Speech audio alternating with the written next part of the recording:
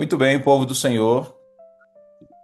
Chegamos ao capítulo 64 do livro Lar Adventista, que tem como tema aí, ó, integridade nos negócios. Vamos falar sobre este assunto que é muito importante e precisamos ser íntegros, né?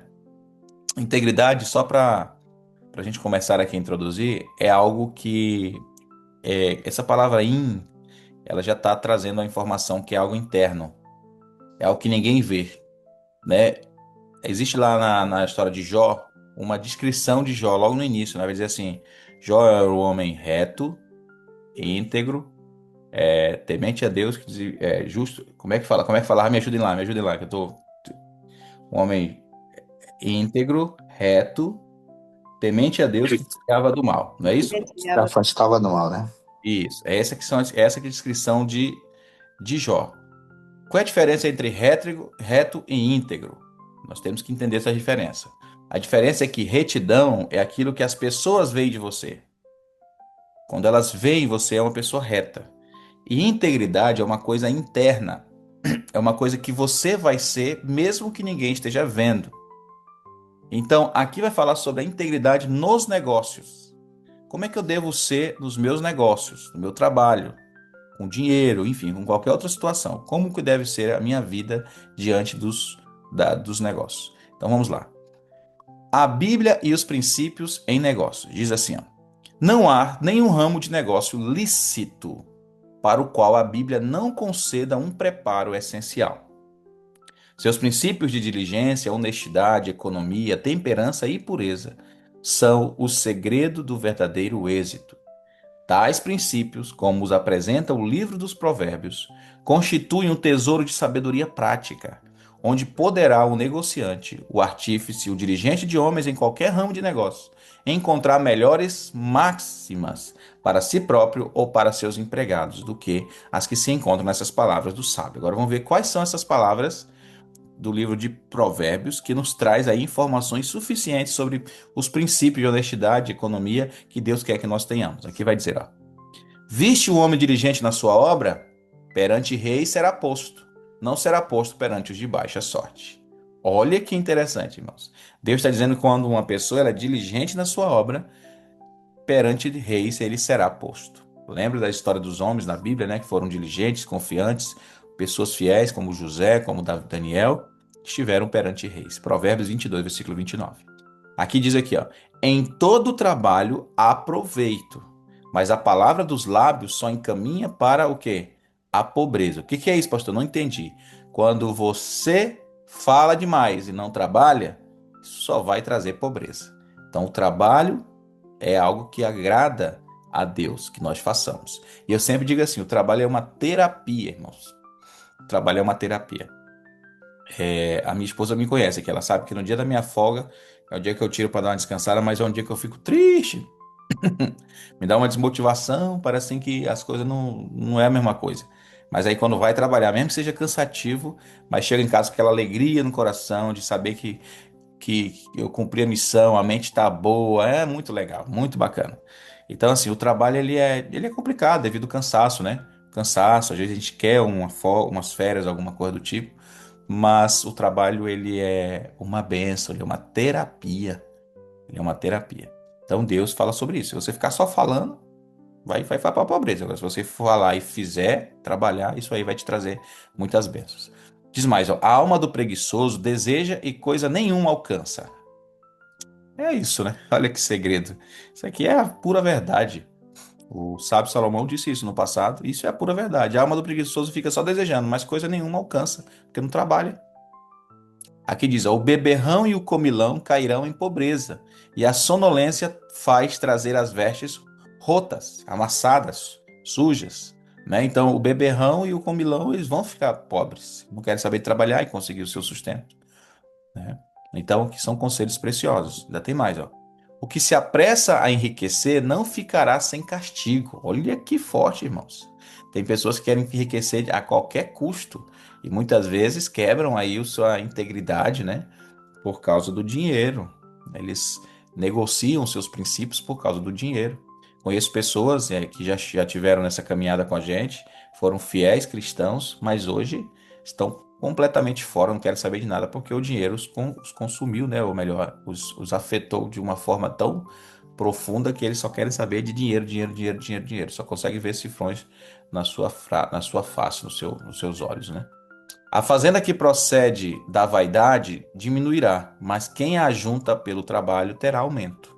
Isso aqui é uma orientação muito importante para que eu e você possamos entender e guardar ali sempre, ter uma reserva, guardar um dinheirinho, botar para render, para que a gente possa, ou então reinvestir aquele dinheiro, para que a gente possa ter aí um aumento, né, do nosso dinheiro. Obviamente com o trabalho. O trabalho ele faz isso, nos ajuda. Aqui vai dizer, ó, trabalhar por ajuntar tesouro com língua falsa é uma vaidade. E aqueles que a isso são impelidos buscam a morte. Então, outro conselho, né, que nós temos que atentar. Trabalhar por ajuntar tesouro com língua falsa é uma vaidade. E aqueles que a isso são impelidos buscam a morte, né, irmãos? É desse jeito. O que toma emprestado é servo do que empresta. Olha que conselho precioso, né? Então, eu e você, nós temos que fazer um ajuste aí de contas, um orçamento familiar. Nós já viemos falando sobre isso, para que a gente não fique tomando emprestado dinheiro de ninguém, né? Porque quando a gente empresta, a gente se torna escravo de quem nós estamos emprestando. Esse texto é muito forte. Eu às vezes utilizo esse texto e é algo que é muito, muito verdadeiro, né? Que diz assim, ó, de certo sofrerá severamente aquele que fica por fiador do estranho, mas o que aborrece a fiança estará seguro. Daqui é um conselho especial para cada um de nós, irmãos. Não seja fiador de ninguém, principalmente de estranhos, pessoas aí que podem te colocar numa arapuca, né? Tem um amigo muito próximo aqui, que inclusive acho que ele está aqui no culto agora, aqui na programação, e ele disse para mim que uma vez ele se tornou fiador de alguém e essa pessoa deu aí um pino nele, deixou ele com uma dívida absurda, porque às vezes a gente quer ajudar as pessoas, né? Mas as pessoas elas não têm a mesma consideração por nós como nós temos por elas. Então tem gente que empresta dinheiro, mas não paga. Tem gente que pede o seu nome para poder se tornar ali um fiador, aí fica devendo o outro, aí a dívida vem para cima de você. Então qual é o conselho da Bíblia? Não seja fiador de ninguém, se você quer ser feliz, né? Só se você conhecer bem a pessoa, ali for alguém muito próximo, alguém que você tenha confiança, aí quem sabe, mas mesmo assim ainda é perigoso, né? Esse é o conselho. Então, você não fique pegando emprestado de ninguém e também não se torne fiador de ninguém. Esses são alguns conselhos de Provérbios. Eu acredito que são válidos para todos nós, né? Aqui diz que o oitavo mandamento condena o furto e o roubo. Exige estrita integridade nos mínimos detalhes dos negócios da vida. Veda o engano no comércio e requer o pagamento dos débitos e salários exatos. Então, quando você que é um homem de negócio, uma mulher de negócio, não fique roubando, né? Seja íntegro nos mínimos detalhes e também não fique enganando as pessoas. Pague quem você está devendo. Pague direitinho os salários exatos, né? Faça isso, irmãos, e você vai ser mais abençoado. Não. Mente, caráter, Oi? Não sei. afetados pela Cada porrada. desonestidade. Lá. Mente e caráter afetados pela desonestidade. Diz aqui assim, ó, aquele que pratica o engano ou profere falsidade perde o respeito por si mesmo. Pode não estar cônscio de que Deus o vê e está a par de cada transação comercial. Que santos anjos estão pesando seus motivos e ouvindo as suas palavras, e que a sua recompensa será segundo as suas palavras. Mas se fosse possível ocultar suas más práticas do exame humano e divino, o fato de que ele mesmo os conhece é degradante para sua mente e caráter. Um ato não determina o caráter, mas quebra a barreira e a próxima tentação é mais prontamente acatada, até que afinal o hábito da prevaricação e desonestidade nos negócios é formado. E o homem deixa de merecer confiança. Como tratamos com nossos semelhantes em pequenas desonestidades ou em fraudes mais ousadas, assim trataremos com Deus. Os homens que persistem num curso de desonestidade executarão seus princípios até enganarem sua própria alma e perderem o céu e a vida eterna. Sacrificarão honra e religião por pequenas vantagens mundanas. Que texto forte, né, irmãos? Você percebeu aqui? Então aqui diz que quando você pratica engano, falsidade, você tá perdendo o respeito por você mesmo. Você pode até não estar consciente de que Deus está vendo, mas tuas transações comerciais. Mas aqui vai dizer que os anjos estão pesando cada coisa que você faz. Estão ouvindo as suas palavras, estão observando o que você tem feito, né? E E aqui vai mencionar sobre isso. E aqui diz o seguinte, ó, que um ato não determina o caráter, mas quando você comete aquele ato, aquele vai ser começando a quebrar a barreira e a própria a tentação que você passar, possivelmente, prontamente, ela vai ser aceita, você vai ser acatada, você vai cair na outra tentação. Por isso que é importante você não negociar com o pecado, você não é, permitir que você permitir dar esse primeiro passo em relação ao pecado, porque depois, quando começar a vir a tentação, você não vai ter mais força para vencer. Você vai, já fiz a primeira vez, então faz de novo. Aí fica nessa. Então, se você não souber trabalhar com honestidade, cada dia que passa você vai cometer fraudes mais ousadas, né? E Deus, irmãos, ele desaprova a desonestidade, desaprova. Então, por favor, leve a sério os seus negócios, seja honesto, íntegro, tá bom? Seja íntegro. Dívidas. Olha o que diz aqui sobre as dívidas, ó. Muitas famílias são pobres porque gastam dinheiro logo que o recebem. Deveis considerar que uma pessoa não deve dirigir seus negócios de molde a incorrer em dívida. Quando alguém se envolve com dívidas, caiu na rede que Satanás prepara para as almas. Gastar e usar o dinheiro para qualquer fim, antes que o mesmo seja ganho, é um laço. Isso aqui é a realidade de muita gente, né? Tem muita gente que são aí compradores compulsivos. Estão cheios de dívida, mas continua gastando. Então isso aqui é uma arte, é uma rede que Satanás prepara para as almas, para as pessoas, né? Então você que é sábio, irmãos, cuidado com as dívidas. Faça aí, vai regrando, vai cuidando. Quando você tiver seu dinheirinho ali, tiver uma reserva, aí você compra alguma coisa para você. Mas quando não tiver, irmão, cuidado com as dívidas, né? Vai dando aí uma moderada, porque senão daqui a pouco você se enrola no negócio e pensa numa coisa para tirar a paz das pessoas. É dívidas, né? É muito complicado. Às vezes Deus pode fazer um milagre, como ele fez comigo no passado, para resolver uma questão de dívida, mas às vezes isso pode não acontecer. E eu já vi muitas pessoas até mesmo tirando a vida por causa de dívidas, né? Então, assim, é uma situação difícil que o inimigo se aproveita para tirar o foco das pessoas. E aí, quando a pessoa está com dívida, ela começa logo a tirar dinheiro, mexer no dinheiro do dízimo, que é do Deus. Ela não separa mais o pacto dela. Ela já começa a entrar em horas sabáticas para poder fazer dinheiro, para poder trabalhar. Ela começa a fazer coisas que não agradam ao Senhor, começam a tomar decisões e aceitar emprego, aceitar situações para poder pagar aquelas dívidas. E aí a pessoa começa a se enrolar, emaranhado de coisas. E aí Satanás só bate palma e aproveita a festa. É isso que ele faz. Então, que nós possamos não cair nessa armadilha. Palavras a alguém que vivia além de seus rendimentos. Olha esse conselho aqui, ó. Diz assim, ó: não te deves permitir tornar-te financeiramente embaraçado, pois o fato de estares em débito enfraquece a tua fé e tende a desencorajar-te. E o só pensamento da dívida te deixa quase desvairado. Necessitas eliminar tuas despesas e procurar suprir essa deficiência em teu caráter. Podes e deves fazer determinados esforços para colocar sob controle a tua disposição de gastar além dos teus rendimentos.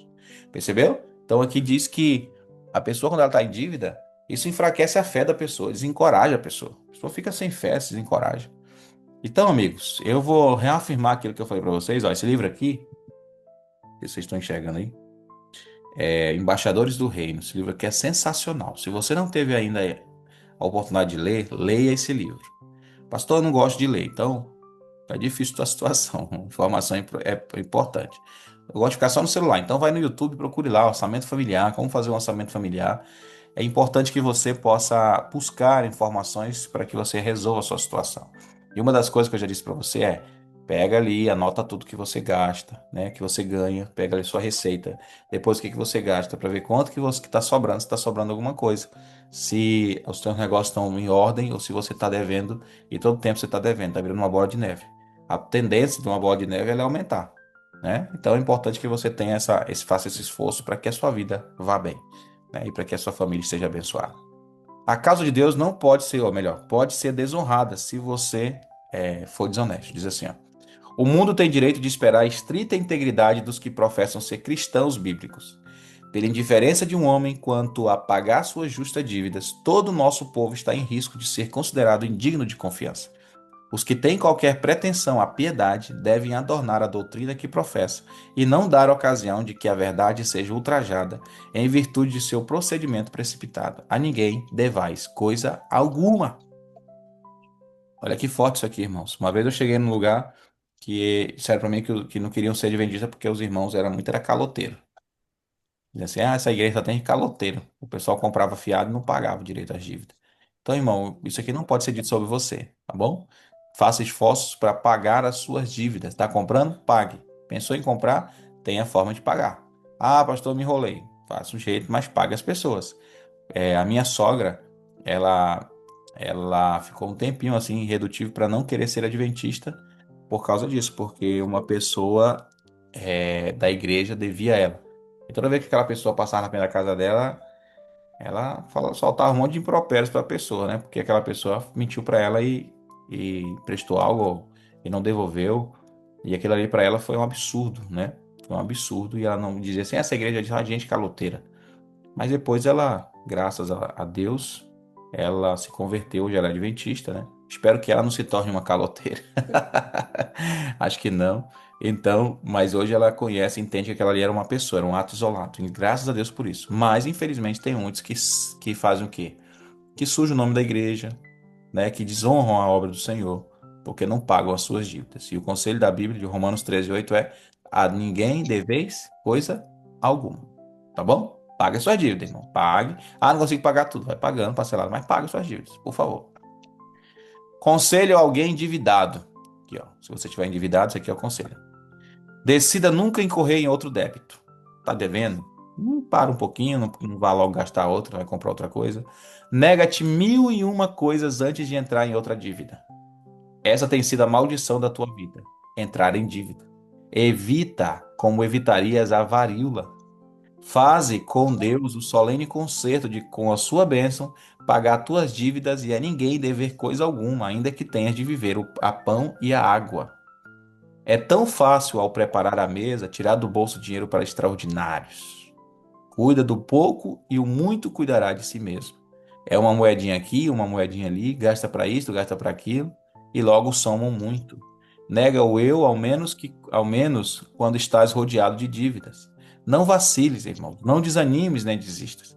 Nega teu gosto, nega a condescendência com o apetite, economiza o teu dinheiro e paga as tuas dívidas. Esforça-te para pagá-las o mais depressa possível. Quando puderes apresentar-te novamente um homem livre, não devendo nada a ninguém, terás alcançado uma grande vitória. Amém? Esse conselho pode ser levado em prática, pode ser posto em prática por mim e por você. Então, evita, irmão, evita a dívida como se estivesse evitando uma enfermidade cruel, né?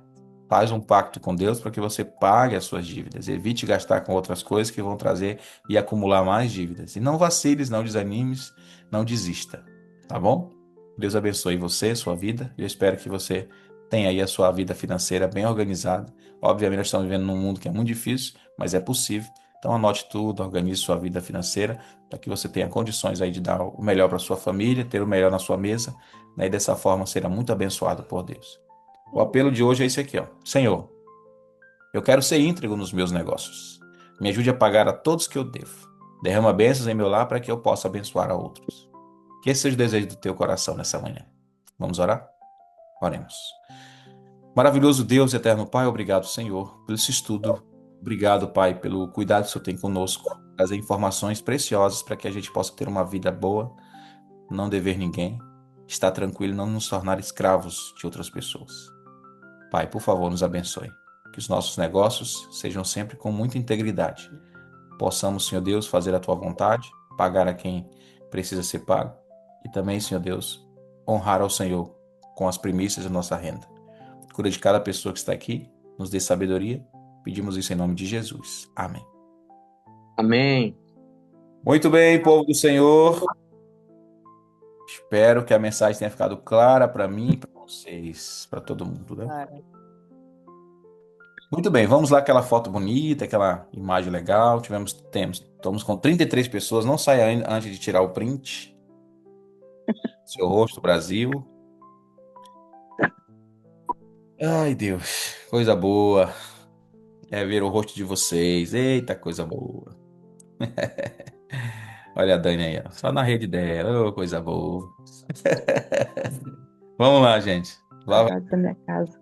2, 3 e. Primeiro já foi. Segundo.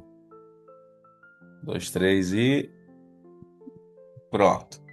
Povo do Senhor, uma alegria estarmos juntos uma vez mais. Que Deus nos abençoe e nos guarde. Que Deus faça resplandecer o rosto dele sobre nós e nos dê a paz nesse dia maravilhoso. Cuide das suas finanças, Amém. para que você Amém. cuide das suas finanças para que você tenha muito dinheiro para pagar uma pizza para o seu pastor. Depois, Amém. Amém. Amém. tchau, Pastor, eu vou gente. tirar, Já aproveita. Até amanhã. Qualquer plano, Povo vascaíno. eu aviso vocês. Oi, Glodés. tirar a carteira daquela criança lá que está dirigindo sem Sem Tem carteira. habilitação. Povo de Deus, uma alegria ver vocês. Olha aí, por aqui. pastor. Deus abençoe, viu? Bom dia a Serem- Bom todos. dia, Olha turma. essa camisa aí, pastor. Pai, eu não queria falar nada da camisa porque nós estamos gravando, mas Claudete, amanhã não tem mais essa camisa não, por favor. Pois é, meu amigo. Bote uma Traga vermelha já aí. outra. Bote uma diferente aí, meia vermelha e preta, uma meia vermelha e preta. Sabe o que eu tô Ele me falando? disse que vai botar é a bandeira aí, bem grande. Bandeira de Jesus, pastor. Povo de Deus, que Deus abençoe cada um de vocês, viu? Excelente dia, até amanhã. Tchau, Em gente. Jesus. Até amanhã. Ah, bom dia aí, pastor. Bom dia, Bom dia, Chilane. até amanhã. Um abraço na criança. Dia. Olha aí quem acordou agora, pastor. O Jander. É, Eita, nós. Deus abençoe. Tchau, tchau, gente boa. tchau, pastor. De caminho. Amém.